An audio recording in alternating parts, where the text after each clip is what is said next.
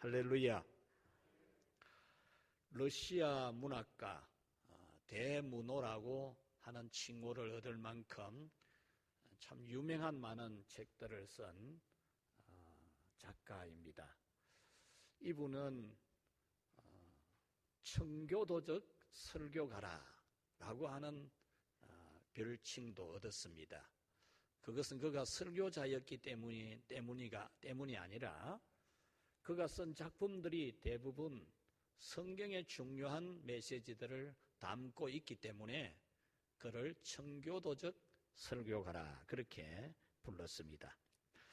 그가 어느 날 지방에 머물면서 한 7살, 7살 정도 되어 보이는 소녀가 어머니의 손을 잡고 가다가 톨스토이 자기가 들고 있는 가방에 그 가방에서 눈을 떼지 못하는 것을 보게 되었습니다. 그렇지만 이 톨스토이는 즉시 이 아이가 무엇을 원하는지를 알아차린 겁니다. 그래서 이 소녀에게 지금은 내가 이 가방에 많은 물건이 들어있기 때문에 너에게 줄 수 없지만 내가 며칠 후에 꼭 이 가방을 너에게 주겠다. 그렇게 약속을 했습니다. 며칠 후에 이 톨스토이는 그 가방을 들고 이 아이의 집을 방문을 했습니다. 그런데 그 아이는 이미 세상을 떠났고 장례식을 마친 상태였습니다.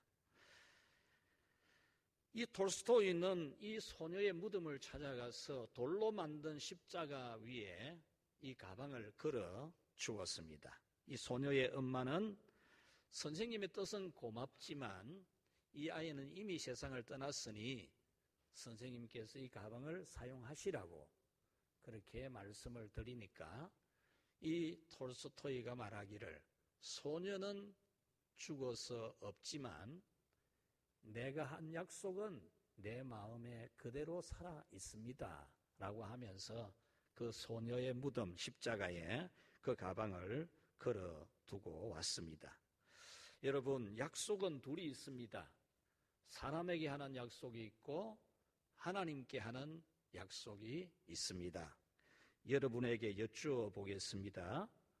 약속을 잘 지키시는지요?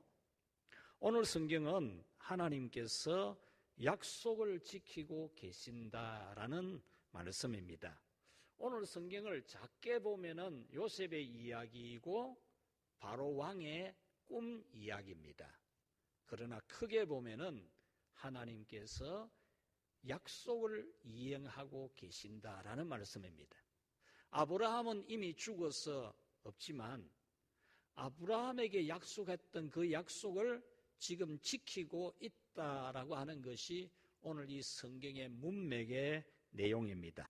하나님은 창세기 15장에서 이 요셉의 그 조상 할아버지에게 약속했던 그 약속을 말씀해 주고 있습니다. 하나님은 아브라함이 아들 낳는 것을 포기했다고 했을 때 아니라고 네 몸에서 나는 네 소생이 내 후손이 되고 너의 상속자가 될 것이다.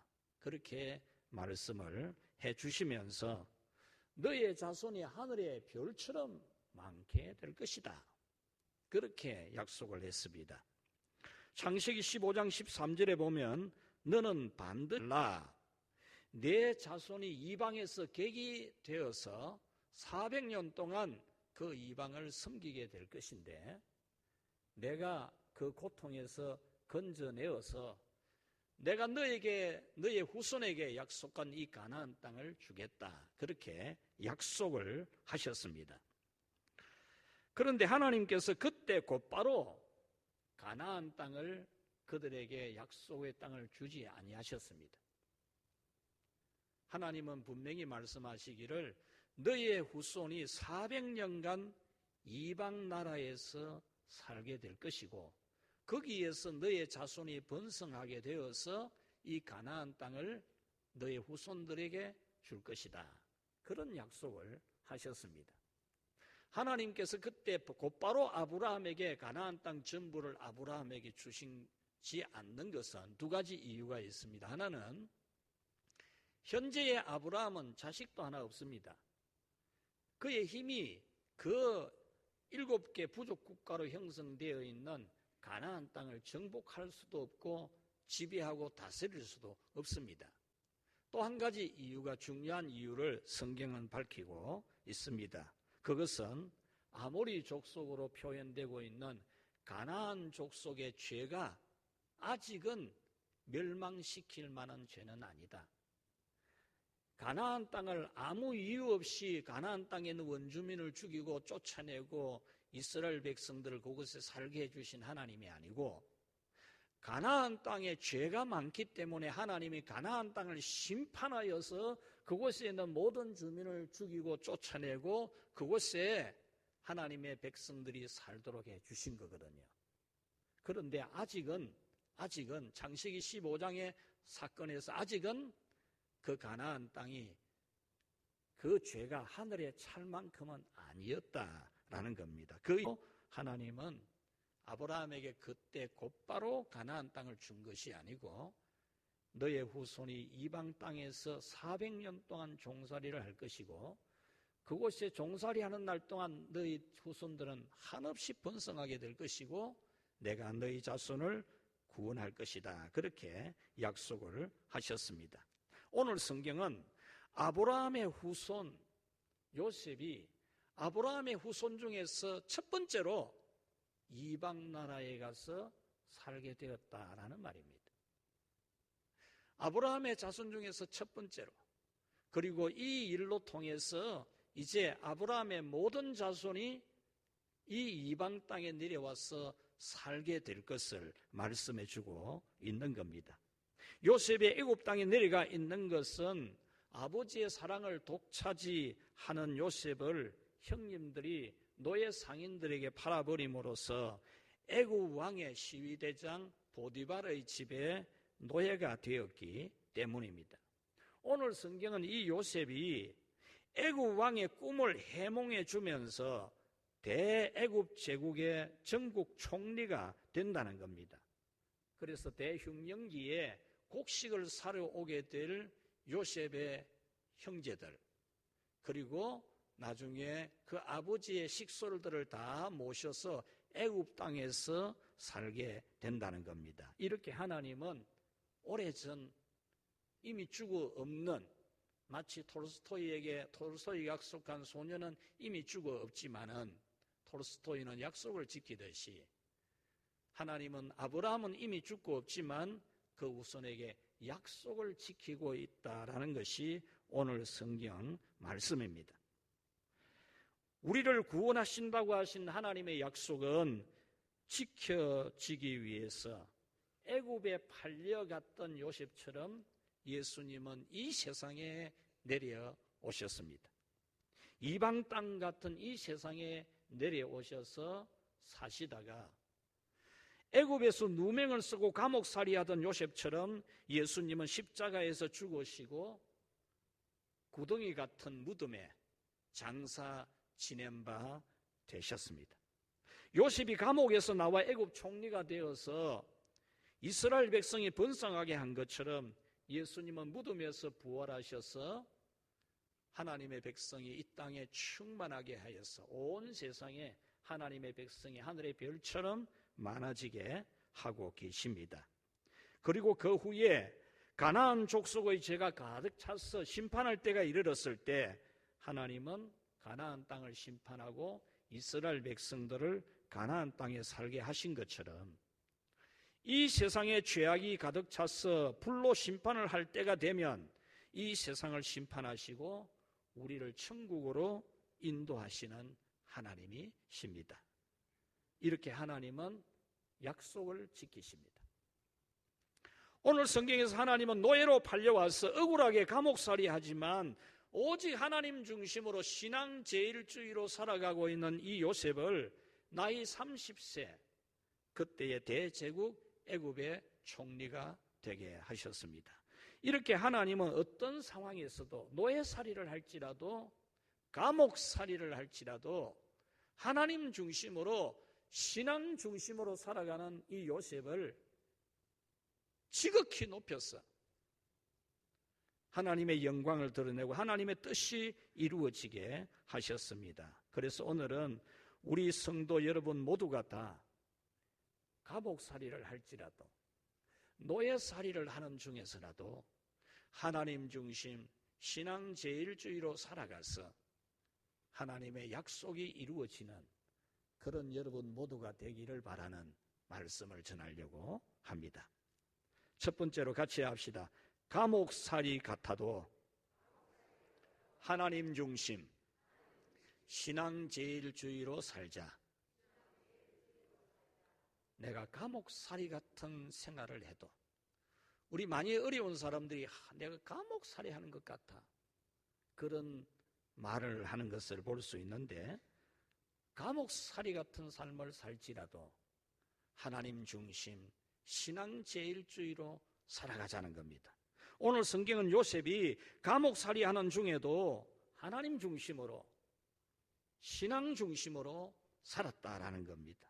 비록 감옥살이를 해도 하나님 제일주의로 산 요셉이었다라는 겁니다. 오늘 본문에서 요셉에 대한 기사는 단 한 구절밖에 없습니다. 1절에 만 2년 후에라는 말입니다. 그 다음의 내용은 모두 다 애굽 왕의 꿈 이야기입니다. 이 만 2년 후에라는 말이 요셉에 대한 기사를 기록하고 있는 겁니다. 이 말씀은 요셉이 감옥살이를 만 2년을 했는데 만 2년을 하는 동안에 감옥살이가 끝이 안 났다라는 겁니다. 이 말씀은 요셉의 감옥살이 전체가 만 2년이라는 말은 아닙니다. 만 2년 이전에도 감옥살이를 계속했습니다. 한 기점을 통해서 석방될 것이라는 자신은 이제 감옥에서 석방될 수 있다. 이런 희망을 가졌던 시점으로부터 만 2년이 흘렀다라는 겁니다. 이 말씀은 바로 왕의 신하 두 사람이 감옥 생활을 하고 있을 때 요셉과 함께 있었는데 이 두 신하가 동시에 꿈을 같이 꾼 겁니다. 한 신하는 왕의 술을 맡아서 관리하는 관직에 있는 매우 높은 지위에 있는 사람인데 이 사람이 꿈을 꾸는데 포도나무를 꿈을 꾼 겁니다. 포도나무의 가지가 3개가 있는데 그 가지에서 싹이 나고 잎이 나고 꽃이 피고 열매를 맺었는데 너무나 탐스러운 포도 열매가 맺힌 겁니다. 그래서 꿈에서 그 포도를 따서 즙을 짜서 그릇에 왕이 사용하는 그릇에 그 포도즙을 담아서 왕에게 다시 드린 그 꿈을 꾼 겁니다. 그래서 요셉이 해석하기를 가지 3개는 3일을 의미합니다. 3일째 되는 날 당신은 왕으로부터 다시 불림을 받아서 왕에게 술 맡은 관직을 다시 복직을 하게 될 것입니다. 그런 해석을 해 주었습니다. 그러면서 당신이 복직이 되거든 내가 정말 억울하게 감옥살이하고 있으니까 이 사정을 왕에게 말씀드려서 내가 석방되게 해달라 그런 부탁을 한 겁니다. 또 한 사람 신하는 떡을 맡아 있는 관원입니다. 이 떡을 맡았다라고 하는 것은 오늘날 우리에게 비유하자면 식사 담당 관직입니다. 이 사람이 꿈을 꾸는데 자기 머리에 광주리를 3개를 포개어 이었다는 겁니다. 그 광주리에는 떡들, 흰 떡을 많이 담은 광주리인데 맨 위에 있는 광주리에 왕을 위하여 떡을 구워서 담은 광주리인데 그 광주리에 새들이 앉아서 그 떡을 먹는 꿈을 꾸었다는 겁니다. 그래서 요셉이 해석하기를 그 꿈에서 3개의 광주리는 3일을 의미합니다. 그리고 맨 위에 그 광주리를 떡을 새들이 먹었다는 것은 당신은 3일 후면 나무에 매달려서 죽게 되는데 새들이 당신의 살을 뜯어 먹을 것입니다. 그렇게 해석을 해 주었습니다. 요셉은 그 꿈은 3일 후에, 그 꿈 해석이 3일 후에 이루어지는데 3일 후에 바로 왕의 생일입니다. 그 생일날 생일 잔치를 하면서 술 맡은 관원은 복직을 시키고 떡 맡은 관원은 나무에 매달아서 죽게 했던 겁니다. 오늘 성경은 이 일이 있은 날로부터 만 2년이 흘렀다라는 겁니다. 감옥살이는 가장 고통스러운 것이고 석방될 것이라는 희망을 가졌는데 그날 석방이 안 되고 2년이 흘렀다는 것은 요셉이 지극히 절망할 수 있는 시간입니다. 희망을 포기하는, 어떤 희망도 가질 수 없는 시간입니다. 그리고 14절에서 표현된 감옥이라는 이 원문의 뜻은 구덩이라는 뜻입니다. 구덩이.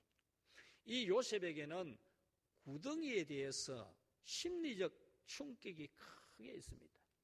트라우마가 있습니다. 자신이 노예로 팔리기 전에 형님들이 자기의 옷을 벗겨서 죽이려고 구덩이에 던져 넣어진 사건이 그는 평생에 잊을 수 없는 트라우마로 남아있는 겁니다.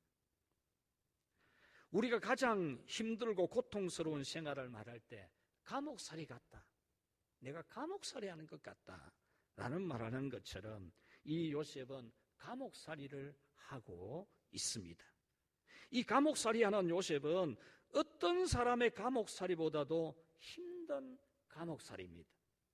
주인의 아내가 유혹하는 것을 뿌리치기 위해서 겉옷을 벗어 던지고 나온 이후 억울한 누명을 쓰고 그 여자가 남편에게 요셉 그 종이 나를 겁탈하려고 했다, 이렇게 거짓말을 해서 이 요셉이 지금 감옥살이를 하고 있습니다. 너무나 억울하고 분하고 원통합니다. 정말 그 여자, 그 인간 이러면서 많은 욕을 할 수도 있는 그런 감옥살이입니다. 날이면 날마다 분하고 원통한 마음 가실 수가 없는 그런 괴로운 이 요셉입니다. 그러나 요셉은 그렇게 살지 않았다라는 겁니다. 감옥살이를 하지만 그의 영혼까지, 그의 마음까지, 그의 정신까지 감옥에 갇힌 것은 아니었다는 겁니다. 원망하고 그 여자에 대한 분노가 치밀어 오르고 억울한 감정을 사귀지 못해서 몸이 병드는 그런 감옥에 그 영혼이 갇히지 않았다라는 겁니다. 요셉은 오직 하나님 중심 신앙제일주의로 감옥살이를 했다라는 겁니다. 그는 감옥에서도 모든 사람이 신뢰할 수 있을 만한 그런 아름다운 믿음의 모습을 보여주었습니다.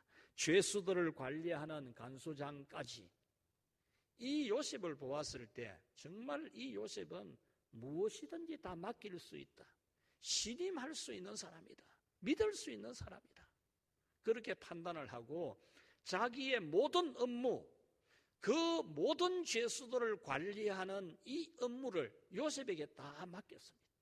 뿐만 아니라 요셉이 맡아서 하는 것에 대해서 한 번도 어떻게 하는지 점검도 안 해본다는 겁니다. 왜? 요셉이 하는 것은 완벽했기 때문에. 요셉이 죄수들을 관리하고 하는 모든 업무가 너무나 형통하게 잘 되기 때문에 분명히 요셉이 믿는 여호와라고 하는 신이 요셉과 함께 하고 있기 때문에 잘못될 일은 절대로 없다. 이 간수장이 그렇게 믿는 겁니다. 그럴 만큼 요셉은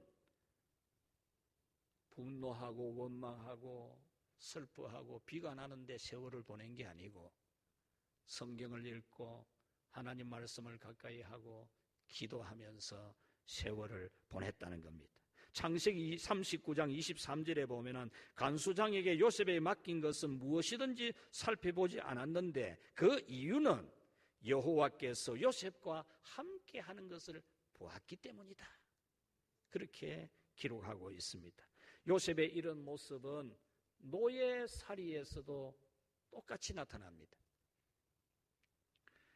주인에게 인정을 받아서 그는 가정총무가 되었습니다. 창세기 39장 5절에 주인은 요셉에게 집과 모든 소유물을 다 맡겼는데 하나님께서 요셉을 위하여 그 집과 밭에 있는 모든 소유에 복을 주셨더라 그랬습니다. 요셉이 이 보디발의 집에서 일을 하는데 요셉이 하는 일은 뭐든지 잘 되는 겁니다. 완벽하게 잘 되는 거예요. 그래서 이 주인이 볼 때에 이 요셉은 분명히 그가 믿는 신 여호와가 복을 주신다, 이렇게 믿은 겁니다. 그래서 그의 가정의 모든 일들, 이 보디발은 큰 권력을 가졌고 부자입니다. 날이면 날마다 도수물들이 박스떼기로, 돈이 박스떼기로 들어올 수 있는 집입니다. 많은 토지도 있었을 겁니다. 이 성경의 기록을 보면 하나님이 요셉을 보디발의 집에 팔려갔을 때 보디발이 요셉을 일을 시키기를 집 밖에 일을 시키지 아니하고 집 안에 일을 시켰다라고 한 것을 보면 이 보디발의 집 밖에 할 일이 많이 있었던 겁니다. 그 일을 하는 종들이 많이 있다는 겁니다.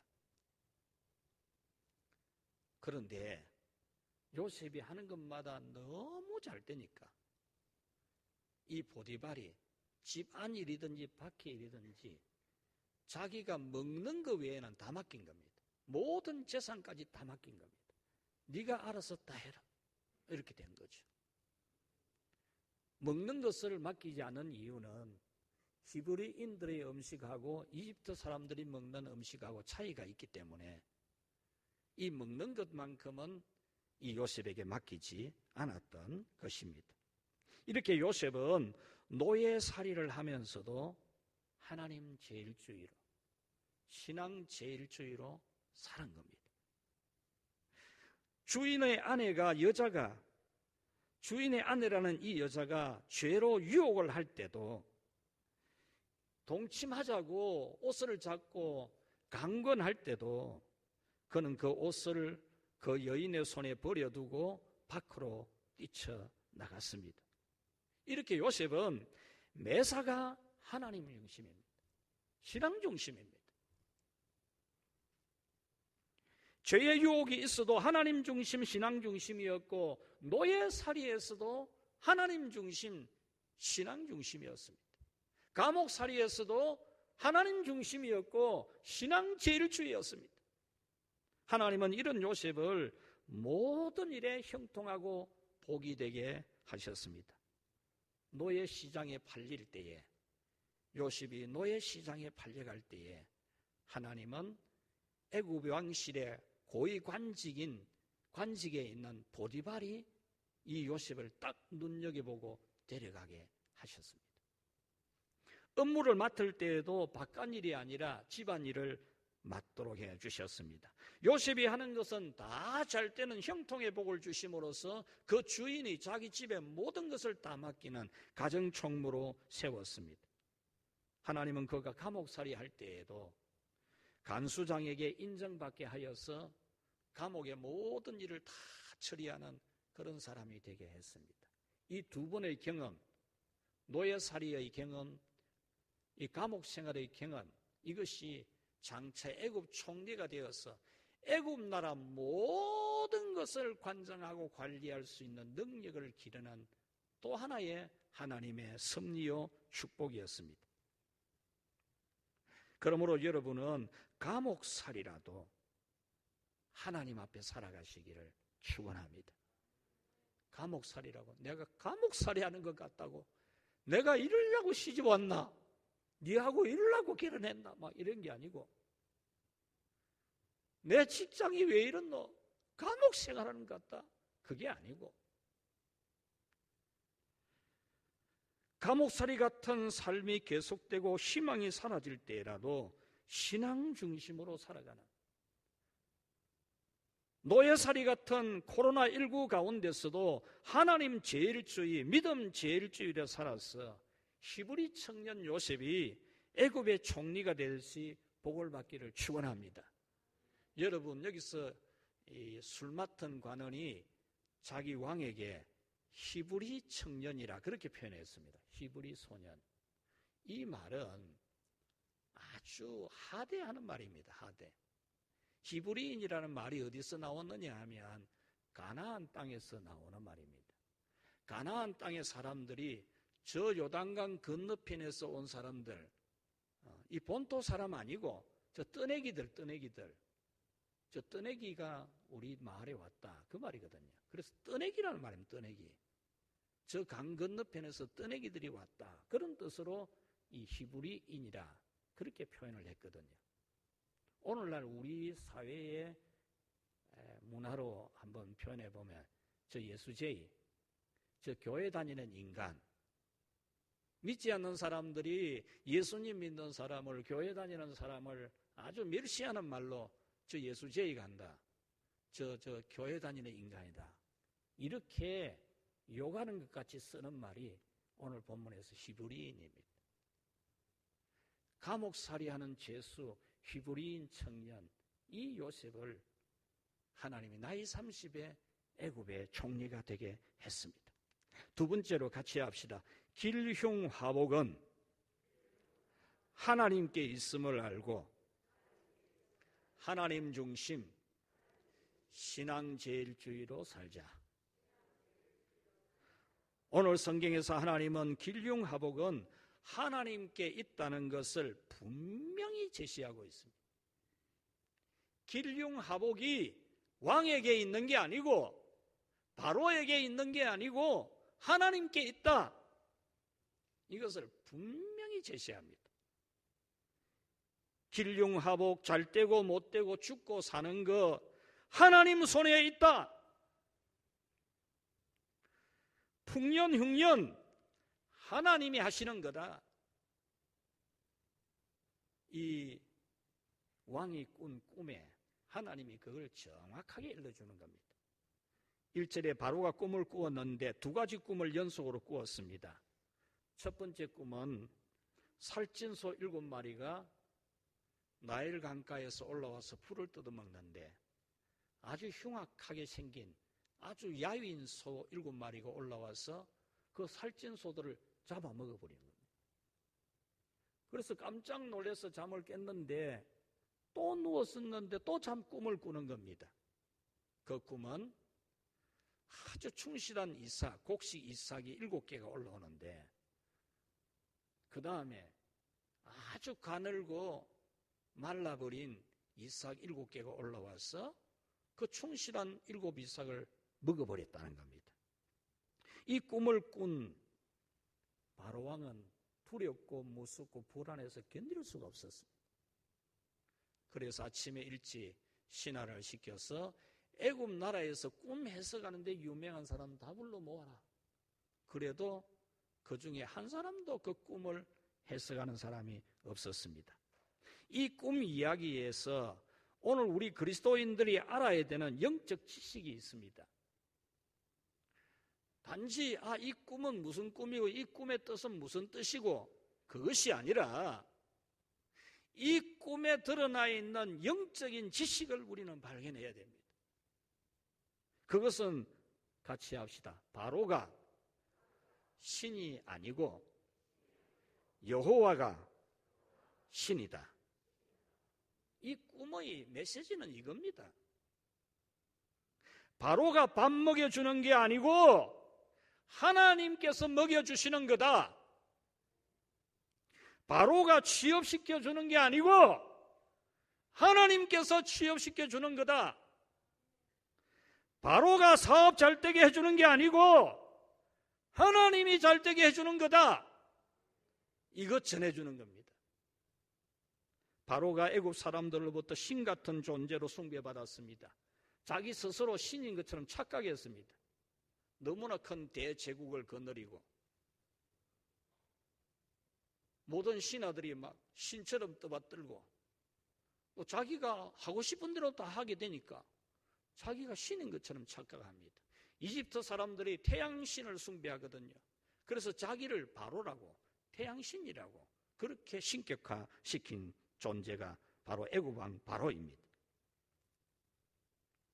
애굽 땅에서 하나님을 예배하는 사람은 오직 한 사람, 요셉밖에 없습니다. 그러나 여호와 하나님만이 참 신이라는 것을 이 왕이 꾼 꿈을 통해서 분명하게 전해주는 겁니다. 여러분, 바로가 얼마나 큰 소리치며 살았겠습니까? 얼마나 교만하고 거만하고 얼마나 뻐기면서 지냈겠습니까? 바로의 직장이 어디입니까, 여러분? 바로의 직위가 무엇입니까? 바로의 수입이 얼마나 되겠습니까?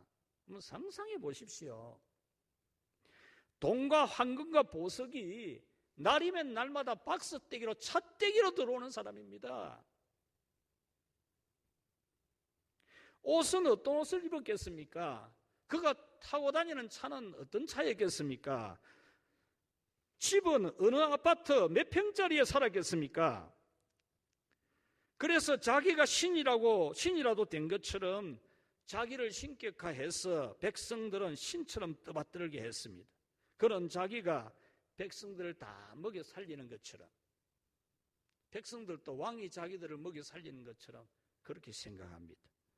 살릴 수도 있고 죽일 수도 있고 감옥에 집어넣을 수도 있고 빼낼 수도 있는 길흉하복까지 자기가 하는 것처럼 착각하고 백성들도 그렇게 믿게 하는 저 북녘 땅의 새파란 김정은이를 뭡니까? 그런 사람을 신이라고 숭배하듯이 이 애굽 땅 사람들이 이 바로를 신으로 우리에게 직장도 주고 사업도 잘 되게 해주고 건강도 주고 복도 주고 먹여주고 우리 자식 잘 되게 해주고 우리 자식 취직시켜주고 사업 잘 되게 해주고 그렇게 믿고 있는 겁니다. 그런데 신이라고 하는 이 존재가 뭐 이렇습니까? 신이 뭐 꿈을 꿉니까? 아니 신이 꿈꾼 것 가지고 뭐 이리 두려워합니까? 신이라는 게 부끄럽고로 신이라는 게 뭐 꿈꾼 것 가지고 이래 뭐 불안합니까? 체면국이게 신이라고 하는 사람이 뭐 자기 꿈도 해석을 못합니까? 그러니 다 거짓말인 겁니다. 거짓말. 자기가 신이라는 게 전부 거짓말인 겁니다. 지 꿈도 해석 못하는 게 무슨 신이라고. 국가의 흥망성쇠와 백성의 길흉하복을 주관하는 것처럼 말해왔던 이 왕이 이게 뭡니까 이게? 남부그릇거로. 오늘 성경은 하나님이 참신인 것을 깨달으라는 말씀입니다. 애굽의 흥망성쇠는 하나님이 주관하시고 7년 풍년 하나님이 주관하고 7년 흉년 하나님이 흉년 들게 하고 흉년 기간에도 국내에 있는 모든 돈 다 끌어모으고 그 주변 국가들의 흉년 만난 국가의 돈 다 끌어모으는 거 하나님이 하는 거다. 이거 보여주는 겁니다. 왕의 꿈 해석도 그 나라 백성들은 풀 수가 없었죠. 모든 학식과 애굽의 신들을 접속했던 이 신접한 사람들 중에서도 아무도 해몽을 못했습니다. 그래서 저 강 건너편에서 온 사람이라는 별명을 가진 닉네임을 가진 저 떠내기 아이고 저 예수제이 저 교회 다니는 인간 저기 뭐 집사라 하든가 뭐라 하더라 이렇게 멸시받는 이 요셉이 감옥살이하고 구덩이에 빠진 것처럼 살아가는 이 요셉을 불러서 이 자기가 신이라고 했던 이 바로가 이 감옥에 생활하고 감옥살이하고 있는 이 떠내기 예수제이 교회 다니는 인간 저거 말에 지금 귀를 쫑긋 해가 듣고 있습니다. 왕이라는 게 신이라고 했던 존재가 하나님 중심 신앙 제1주의로 사는 예수쟁이 요셉의 입에서 나오는 말이 진리임을 믿고 그대로 하자 그러면서 요셉을 애굽 전국의 총리로 세웠습니다. 이 말씀은 생사하복, 길흉하복, 흥망성쇠는 하나님께 있다는 겁니다. 여러분은 이 사실을 믿을 수 있는 은혜가 있기를 축복합니다. 여러분 잘 되고 못 되고 하나님 손에 있습니다. 여러분 자녀 잘 되고 못 되고 하나님 손에 있습니다. 여러분 취직되고 안 되고 사업되고 안 되고 하나님 손에 있습니다. 하나님이 여러분을 살릴 수도 있고 죽일 수도 있고 감옥에서 빼낼 수도 있고 쳐넣을 수도 있습니다. 하나님은 풍년도 줄 수 있고 흉년도 줄 수 있습니다. 권력, 돈, 쾌락 누리는 바로같이 세상에서 높은 자를 부러워하지 마십시오. 그 사람들이 여러분 먹여 살리는 게 아닙니다. 권력 가지고 돈 가지고 쾌락 누리는 사람이 길흉하복을 쥐고 있는 것처럼 착각해서 그런 사람들 앞에 아부하지 마십시오. 여러분 자녀 잘 되고 사업 잘 되고 직장 복은 권력과 돈 가진 사람이 아니라 하나님이신 것을 알고 오직 하나님 중심 신앙 제일주의로 살아가는 이 시대의 그리스도인들로 깨어나기를 축원합니다. 자기의 집과 직장이 비록 감옥살이 같아도 내 인생이 노예살이 같을지라도 분명한 사실은 길흉하복은 내가 믿는 여호와 하나님이 주관하고 있고, 내가 비록 노예살이를 하고 감옥살이를 하는 같은 인생 같아도 나의 모든 생애는 하나님이 주관하심을 믿고 오직 하나님 중심으로 신앙 제일주의로 살아가는 이 시대의 그리스도인들이 되기를 축복합니다. 말씀을 맺겠습니다. 따스한 성령님 마음으로 보내 내 몸을 감싸며 주어지는 평안함 만족함을 느끼네. 따스한 성령님 마음으로 보내 내 몸을 감싸며 주어지는 평안함 만족함을 느끼네. 부르신 곳에서 나는 예배하네. 어떤 상황에도 나는 예배하네. 부르신 곳에서 나는 예배하네. 어떤 상황에도 나는 예배하네. 남들은 저 죄수 요셉, 떠내기 인간, 예수 제이, 저기 교회 집사라 크던가 이렇게 욕할지라도 요셉이 감옥살이 하는 중에도 노예살이 하는 중에도 하나님 제일주의로 신앙 제일주의로 살았습니다. 그 참된 예배자에게 하나님은 그리 오랫동안 감옥살이 안 시켰고 그리 오래도록 노예살이 안 시켰습니다.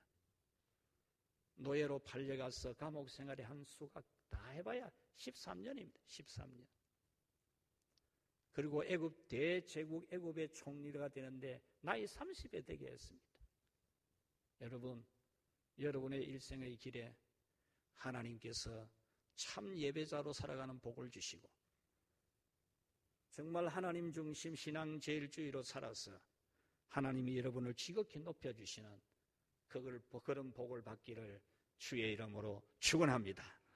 우리 말씀 생각하면서 결심의 기도를 하겠습니다. 하나님 아버지여 감사합니다. 웬 사랑입니까? 웬 은혜입니까? 우리는 이 세상의 나그네로 살아갑니다. 어쩌면 히브리인이라는 말을 듣는 것처럼 살아갑니다. 우리는 때로 노예살이를 하기도 합니다. 어떨 때는 감옥살이를 하기도 합니다.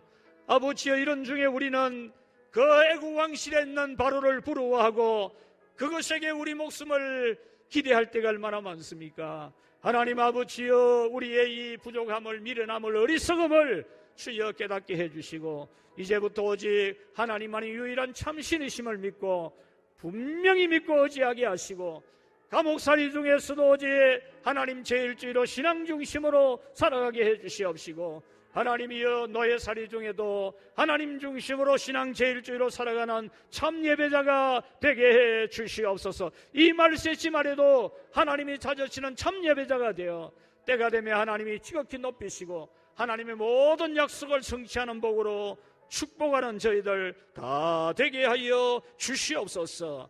예수님의 이름으로 기도하옵나이다. 아멘.